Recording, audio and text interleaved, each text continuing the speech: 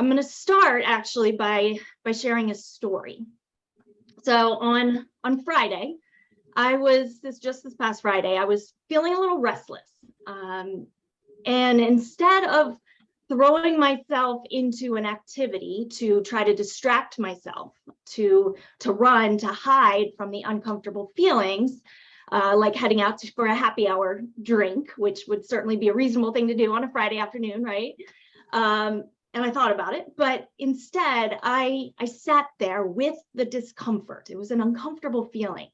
And I sat there with it, and I had a lot of curiosity around it, and I explored my restless feelings.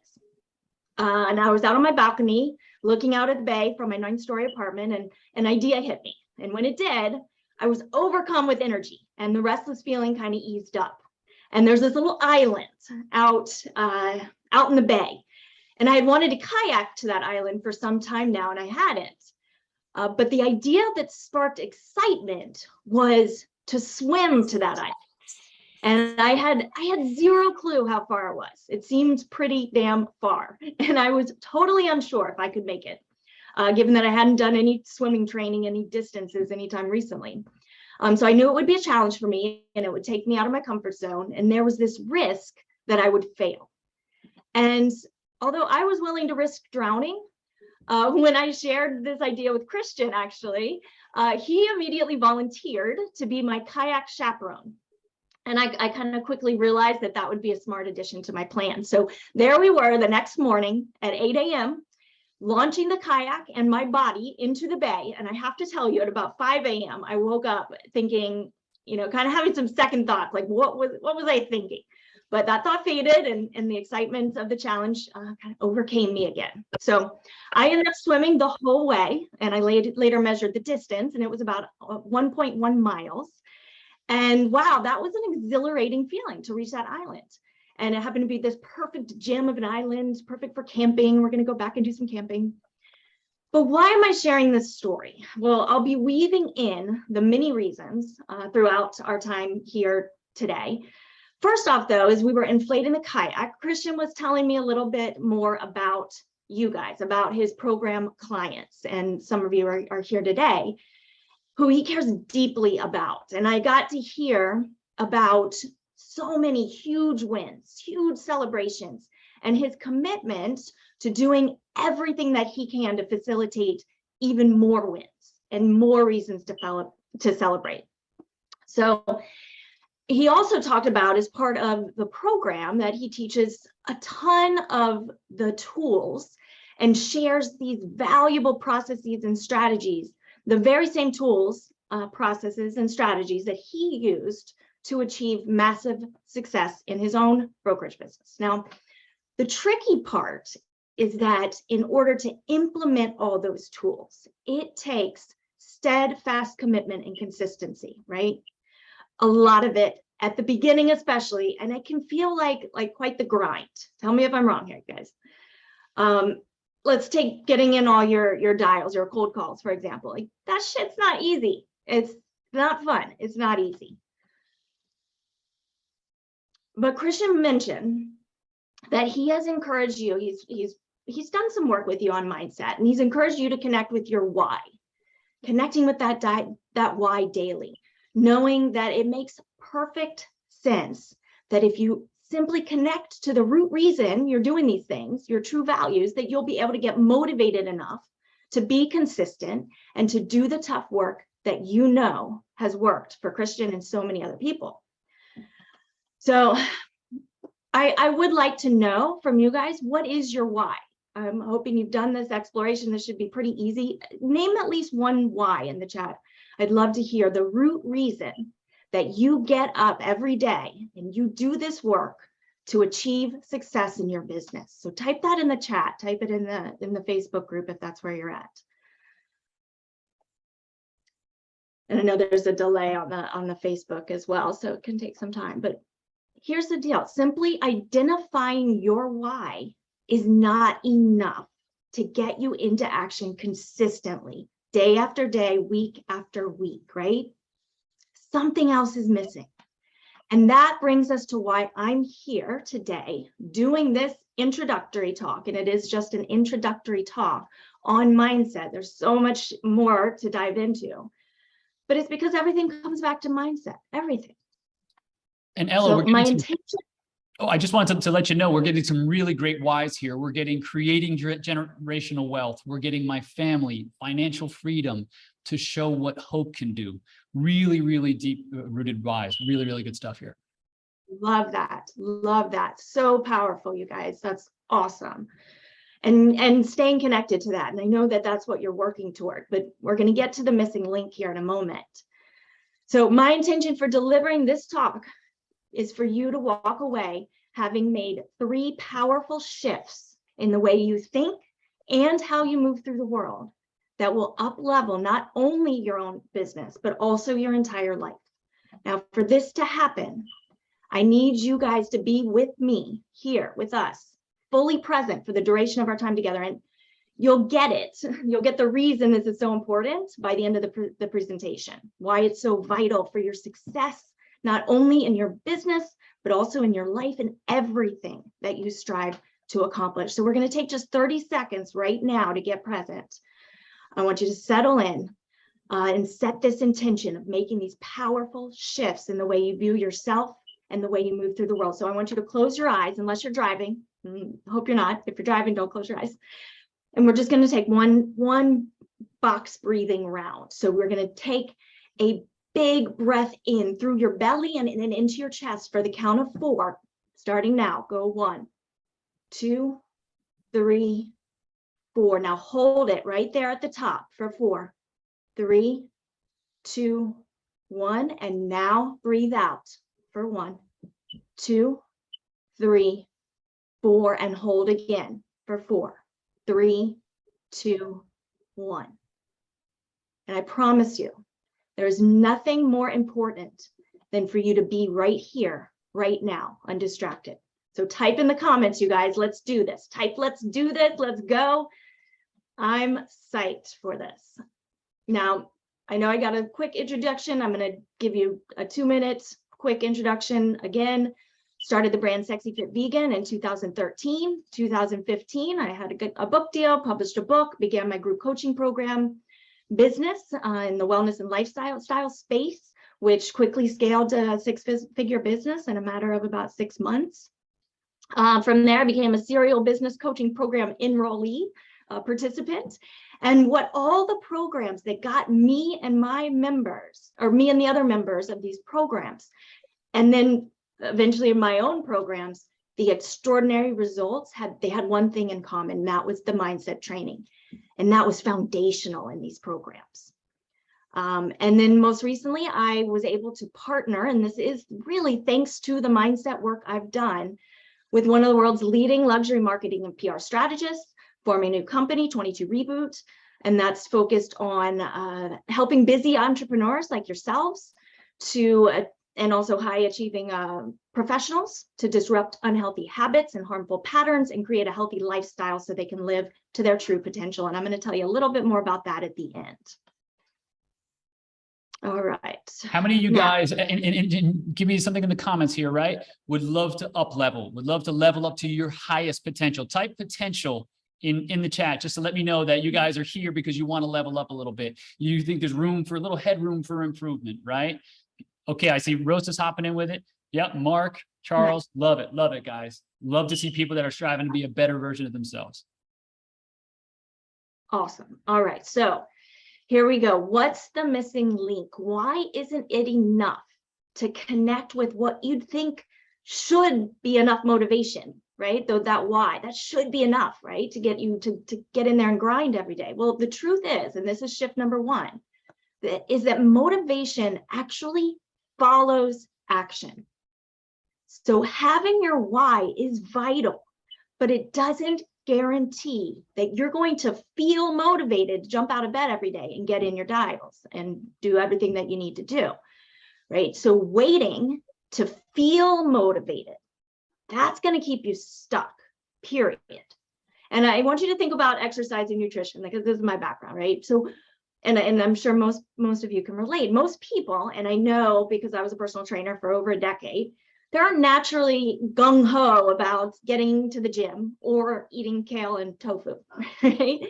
But what happens when you suck it up, when you just decide, I'm going to do it anyway, regardless of how unmotivated you feel, and you get your ass to work out 6 days hard in a row, and you start feeling energized, and you look in the mirror and you start to see your bicep popping a little bit, and your pants start feeling a little loose around the middle. Then it starts to become at least easier. It becomes easier to get yourself to those training sessions, right?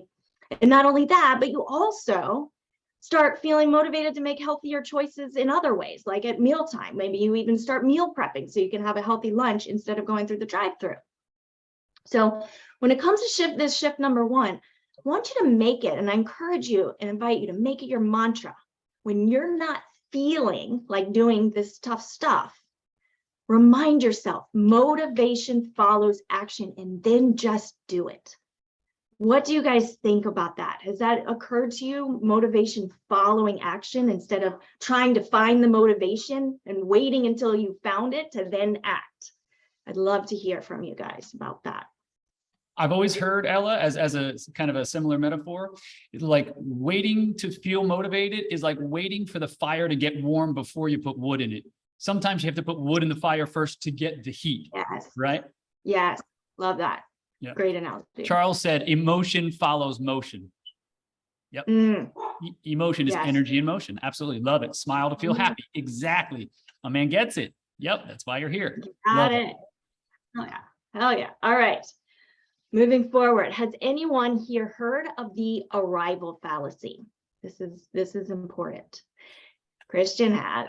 All right. Well, the arrival fallacy keeps countless people stuck in, and I kind of think about it like being stuck in a hamster wheel of sorts, right? Rushing full force ahead, not really getting anywhere, and at the expense of important things like your health and relationships. And it puts you in this perpetual state of unhappiness and dissatisfaction.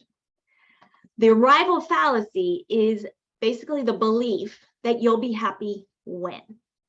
It's saying to yourself, when I get those $1 million, when my business is successful, then I'll be happy, then I'll be at peace, then I'll be free. Well, the truth is, there is no arrival. There never will be. Every time you check something off your to-do list, what happens? You add another thing to your to-do list, right? You're never going to get to the point where your to-do list is empty or that you've solved all your problems. And it seems like a jagged little pill, right? But reference there, jagged little pill, but problems are never ending. Problems are never ending. Problems are a necessary part of life. If you're here to have the full human experience, which I hope you are, it's part of this contract we have, this living as a human being on earth. That's part of the deal. And the alternative is really death. So those are your choices. Is this resonating with you guys? Now, along similar lines, when you reach a goal, sure, you will get a blip of perceived happiness and satisfaction. But once again, it's fleeting because then you settle into this new norm. And then there you are, desiring something more, setting new goals, thinking I'll be happy when, once again. And that's where that perpetual state of unhappiness and dissatisfaction, and that makes it hard to do anything, right? When you're in that place. So this brings us to shift number 2. And that is the most important tool of all is present moment awareness. Now, what do I mean by that? Because I know that to some people that might sound a little woo-woo, but I can assure you it's not. It is backed in science. Okay, so once you understand that arrival fallacy that we talked about, you know why it's imperative to embrace the process instead of obsessing about the outcome, given that happiness is only available right here, right now, in this present moment.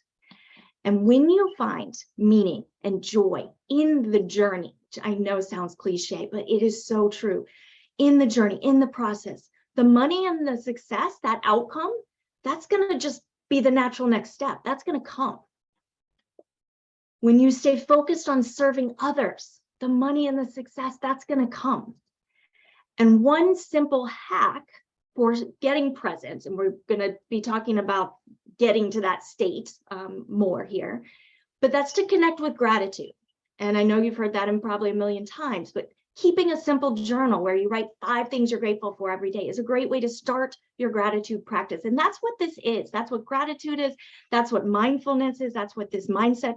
It's a practice, and it has to be practiced daily, even moment by moment, to get to that place where you've got this new way of moving through the world that's totally different than what's going on now. And by being present, we can connect with our intentions. We can align our actions with our values, with that why, and create energetic coherence, which is the key to creating the life and business of our dreams. So I want you to consider this question. What would happen if you let go of your fears about the future and instead focused on being present and making conscious choices from one moment to the next? Think about how your energy and your mood would change and how your relationships would be different. And think about how your business could benefit from your renewed energy and your improved mood every day. So going back to my swim, my swim story about Saturday, sure, I knew I'd be thrilled to reach the island. That was my goal. My goal was to get there on my own without needing the help of the kayak. But the excitement I felt had everything to do with the journey, the process I went through to get to that island. There's no glory without the work to get there, right? There's no win without the challenge. So I made that trip from start to finish with present moment awareness. And in doing so, I got the full experience. I connected with the gratitude I had for my strong body, especially as my shoulders started to feel worn out and my heart was pumping out of my chest. I connected with the gratitude for a friend who jumped at the chance to share the experience with me, the gratitude for the sun and the water and the opportunity I had to simply take on this challenge. So reaching the island, that was a phenomenal outcome, but I would have missed out on so much if I had done the swim with my mind focused solely on that island. Tell me if that makes sense to you guys, and if you can relate that to what you're doing in your life and with this program. Yeah. I was just going to let you know, Ella, I asked everybody what they were grateful for, and we have my plants, my siblings, ease of breathing, right? Like real grounding things. Sometimes, guys, it doesn't have to be anything huge. It has to be just the air you breathe, the air conditioning you get to enjoy, or the sun on your face, anything like that. But love it, guys. Who else is grateful for being alive, for your health, for the small things in life? Love it. Yeah. Excellent. All right. Great. Okay. Well, this brings us to our last shift. So it's the big one. And this gives you the how to get to the point where you can access that present moment awareness more of the time. You know, we can't do it all the time, but more of the time. So shift number 3 is to become the observer and approach yourself, your thoughts, your emotion, and your behavior with curiosity. What we're working toward here is getting you to the place where you're your own coach. And believe me, I believe in coaches. I have my own coaches. I will have coaches for the rest of my life. But there's nothing more empowering than becoming your own coach as well. You always will have yourself, right? And your own coach is probably going to tell you to go out and get another coach as well. That's what my coach tells me to do. So the first step to getting there, to being your own coach, is to become the observer of your thoughts. And the reason it's so challenging to be present is because our subconscious mind is programmed when we are children, and our subconscious runs the show up to 95% of the time for our entire lives. So think about your subconscious as your autopilot mode. And this is a concept that is massively important to understand, and it's explained super well by leading experts like neuroscientist Dr. Joe Dispenza and epigeneticist Dr. Bruce Lipton, some of my idols. And this iceberg infographic, it does a great job at explaining your mind. So you've got the part of the iceberg above the water, the part we can see, that represents our conscious mind, which is only active 5 to 10% of the time for most people. And our conscious mind is our creative mind.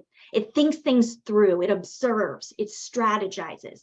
It allows you to be the person you choose to be and empowers you to make conscious decisions, or in other words, respond versus react. Okay. The part of the iceberg below the water represents our subconscious mind, which runs the show on autopilot, like I said, 90 to 95% of the time for most people. And our subconscious was programmed with thoughts and beliefs that were imparted on us when we were children by our parents, teachers, society, friends. Our young minds were like sponges. And once those programs were hardwired, we then assumed them to be the truth. We accept them as our own when they're really not our own to have. That's why it's these limiting and destructive thoughts and behavior patterns. That's why they're so hard to break, because we think they're true. We think this is who we are. If your first grade teacher spent a year telling you you're failing, you're stupid, horrible first grade teacher, but you're likely to grow up believing that you're stupid and literally taking that to be truth. And that's just one example. There's a million we could talk about. The subconscious is also where our habits are hardwired, and the subconscious resists change, even change that will serve us. It doesn't distinguish. It wants everything to remain the same. And don't get me wrong, I don't want to demonize the subconscious completely, because we need it to store information. Imagine if like we had to think about every time we went to walk, if we had to kind of be conscious and relearn and go through the mechanics of putting one foot in front of the other, or driving, right? Subconscious is important. We need it. We need it to help us. We'd be exhausted if we didn't have the subconscious. It's important. Basically, though, the most important takeaway here is to understand that just because you have a thought or belief doesn't make it true. I'll repeat that. Just because you have a thought or a belief doesn't make it true. We've got to learn to challenge our thoughts. And this is a superpower. This is a superpower that we all have access to, and we don't use it. But I'm going to show you. I'm going to show you why it's so important. So once you understand how the subconscious works, you can begin to explore the process for reprogramming. And I'm going to show these infographics. There are way too much to cover today, but maybe in the future we'll be able to dive in deeper. But this is an infographic I use, this is half of it, to help my clients disrupt limiting thought and behavior patterns and to shift their energy, which of course leads to desired outcomes. So like I said, it's a relatively complex model, but let Christian know, you guys, if this stuff that we cover here today, if this is helpful to you, we're talking about adding this more regularly, this mindset work. So let him know how you feel about all this stuff. Yeah, and just but you Ella, can see just for 1 second, I wanted to add, you know, the thing that I have realized about mindset is I thought for so many years, oh yeah, I got a good mindset, I do what I'm supposed to, yada yada yada. When you actually start doing the work, everything becomes easier. When you can observe what's happening with you, it becomes easier to manage your thoughts. It gets easier to manage your behavior. What I have found is that people that think they don't need mindset are the ones that need it the most. Case in point, if you ever know what you need to do, have all the tools to do so, but can't seem to find your way to doing it, then there's something that might be blocking you in your mindset. There's something that's getting in the way of what you know you need to do, and you actually doing it and seeing and reaping the success from it. So if that resonates with any of you guys, which should probably be like 90% of the folks on here, if you ever know what to do, but just for some reason, just don't get as many dials as you want to, don't get the discipline, don't get the time blocking that you're supposed to, this can be very, very powerful for you guys. So let me know in the chat, give me a thumbs up in the chat or hit the heart button in the chat if this is resonating with you guys, if you find this to be helpful, because we'd love to add a bit more of this to the program if you think it'll help you kind of unlock your potential a bit more. Awesome. Good. Okay. See if I can do a little pointer here. So, so here, this is your subconscious programming, kind of how it works. You got your circumstance here, which triggers your thoughts that are based on those core beliefs, that program beliefs that we were talking about, which evokes emotions, some of which are trapped in our bodies. And then we have the thoughts and the emotions influencing our actions, which then determines our outcomes, which ultimately affects our circumstances. So we've got, that's the subconscious side. And then we've got a process for reprogramming that subconscious. So on the other side, the circumstance remains the same. That's a thing that we don't have power over. It presents itself. The circumstance, again, triggers the thoughts that are based on your core programmed beliefs, which evoke emotions, some of which are trapped in our bodies. Well, here's where we claim our power. We don't allow the programmed thoughts and emotions to influence our actions. We take charge instead. Instead of running on autopilot, we use a life-changing tool. And I'm going to tell you what that tool is. So from the perspective of the observer, when a situation arises, you can take what I call the power pause. You take a step back using your conscious mind to observe your subconscious thoughts and the emotions that would otherwise have you taking that action on autopilot. This is how we break habits. And the goal is to take that power pause before you react. It's what gives you the opportunity to then strategize. And it's the foundation for being able to summon your inner coach. Okay. And we're going to need a whole other presentation on self-coaching, but let's just go through a few of the qualities of a masterful coach. When you start to become your own coach, some of these qualities are that they first ask the right questions that empower you to discover the things that you don't know. We're talking about blind spots here. And I'm sure, Christian, sounds like you talk about blind spots. Yeah. They're called blind spots for a reason, because you can't see your own. And we all have. Exactly. You don't know they're there. And we all have them. And they're tricky. They're tricky to figure out because we don't know they're there. The things we don't even know we don't know. So another great coaching quality is a skillful coach will also help you make decisions from a foundation of self-love and self-respect, decisions that are aligned with your values. And then they find the intersection of self-discipline and self-compassion. We need both. And some of us are naturally one or the other. Most of us have less self-compassion than we think we do. So that's something we can explore in the future. Oh, Ella, can I just add something to that? Yeah. Speaking of self-compassion, right? Like how important it is. How many of you guys okay, a lot of real estate brokers and agents are very type A. We're also very high D, which means like we're drivers, we push, because if we don't push, the deal doesn't get done, right? How many times, a lot of times you have discipline, but you're hard on yourself. You're like, oh, you screwed that up. Oh, you're an idiot. Oh, why didn't you do this? Why didn't you do that? Think of it this way, guys.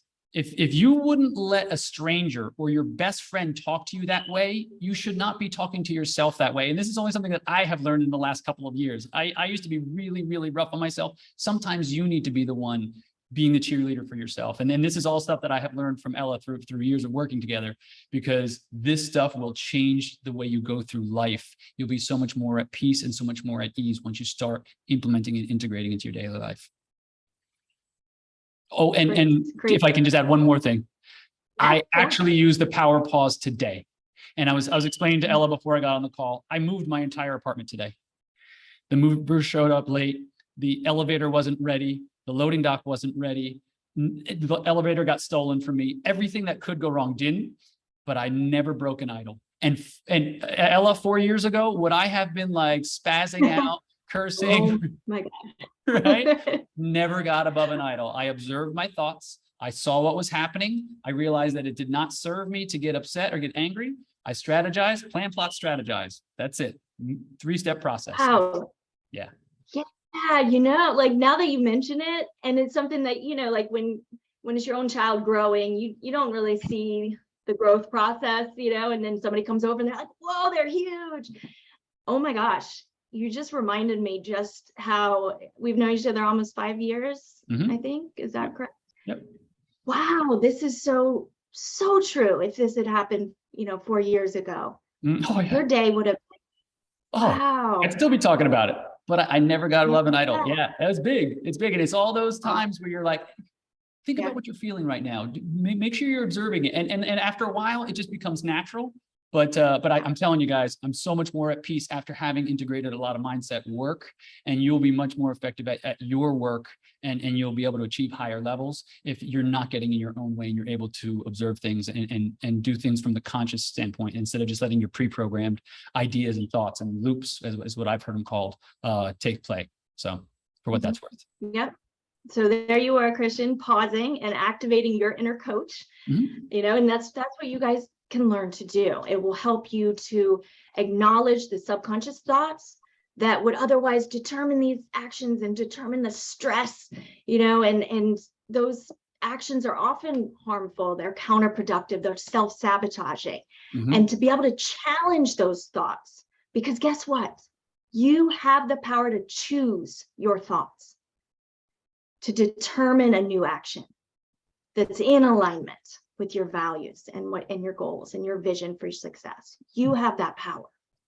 Okay. Here's a great comment, by the way. Charles said, I'd be in jail for harassment if my self-talk was given to somebody. That's great. Exactly, guys. We need to be kind to ourselves. If you wouldn't let your best friend or your brother or sister or mother or father say that to you, don't say that to yourself. Don't ever call yourself an idiot. Don't ever, berate yourself. No one else. You should love yourself more than anybody, Yeah. All right. So last Friday, when I was on that balcony feeling restless, I went through the self-coaching process too. So I took the power pause. I observed my thoughts and my emotions, and my emotions were easy to identify. It was just this restless feeling. The thoughts behind those emotions, the reason I was experiencing that restlessness, that was unclear, and that's okay. Emotions are often triggered by a current circumstance, but are actually emotions that have been trapped in our bodies for a long, long time, right? And this is just a current circumstance that triggers those. And it's okay that we don't know what they are. It's called an unintegrated or a charged emotion. We don't necessarily need to know the reason for them, okay? Then we can give yourself permission to have those thoughts and feelings without judging, without numbing or hiding from them. That's super important. That's the path to integrating. Most often we'd run. We're like, I can't be uncomfortable. It's terrible being uncomfortable. Let me just go and have that drink or eat that extra food or, do whatever you can to distract yourself. So much more helpful if you can just say, it's okay that I'm feeling this. Have that compassion for yourself for feeling what you're feeling and allow them to be there, to sit with them, to feel them. And that's exactly what I did. Instead of running off to have a margarita and listen to some live music, I chose to approach myself with curiosity and compassion, to not resist or judge myself. And this is the path to eventually releasing those charged and trapped emotions, also known as integrating them, which can't happen if we do that running and hiding and distracting. So I summoned my inner coach, and that's when the new thoughts were born, and the action I took was planning and executing that swim the next day. So as a little review here, shift number 1, motivation follows action. So get into action. Shift number 2, the most important tool of all is present moment awareness, because the self-coaching, all the observation is not possible unless you're accessing that present moment. Shift number 3 is becoming the observer and approaching your thoughts, emotions, and behavior with curiosity so you can become your own coach. Now, another way to summarize what we're talking about here is moving through the world as if you're playing life like a game. And I know different ways of explaining these shifts may resonate with different people. So I just want to take a moment to explain it like this, because many years back, I decided that play life like a game would be my mantra for the entire year, because I was experiencing a ton of anxiety at that point in my life, having just launched my new brand, still working full-time as a trainer, having really no clue how I was going to turn the brand into a business. And as excited as I was about doing something new, I was nervous about failing. I was pretty damn exhausted, working insane hours, and I was feeling way less joy than I knew I wanted in my life. And I knew that was important to be successful in my business. So I set out to play life like a game, And I'm telling you what, that year was a huge turning point because the transformation I went through, and it was all thanks to this mantra. So basically what playing life like a game is an empowering perspective about moving through the world with present moment awareness and gratitude, coaching ourselves through each decision we make, embracing the journey and trusting the universe has our back. Okay. And the thing about doing this, it turns life into an adventure. Once you get to that point where you really are doing this and moving through the world in this way, it's not about getting to a finish line. It's all about the experiences you're having along the way, including everything you're doing with Christian and through the process that he's teaching you. Okay, so playing life like a game, empowering a way to move through the world, in large part because it emphasizes the fact that we have the power of choice in just about everything we encounter our lives. And this means we're not victims. It means we get to be the creators of our life stories. And this doesn't mean we always get our way or don't come across challenges, of course, but we always have a choice when it comes to how we respond, just like Christian was just saying with the moving, how you respond in any situation or circumstance that presents itself. And I'm talking about responding here again, instead of reacting, which is that automatic or subconscious based on our past experiences.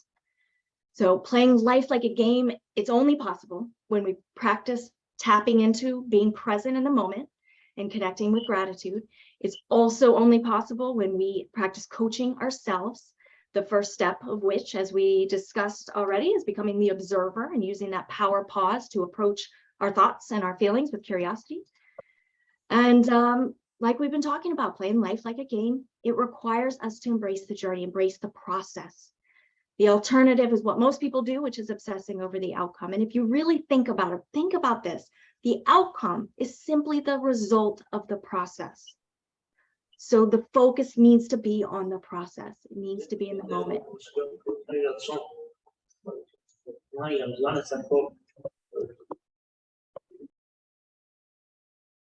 So the truth is we don't have direct control over our outcomes or our circumstances, right? But you do have a choice when it comes to your thoughts and your behavior, and that influences our outcomes.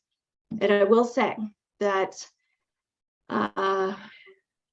trusting the universe or God or source or whatever you want to call the collective consciousness that is greater than any of us individually, trusting that it has our back is a key when it comes to playing life like a game.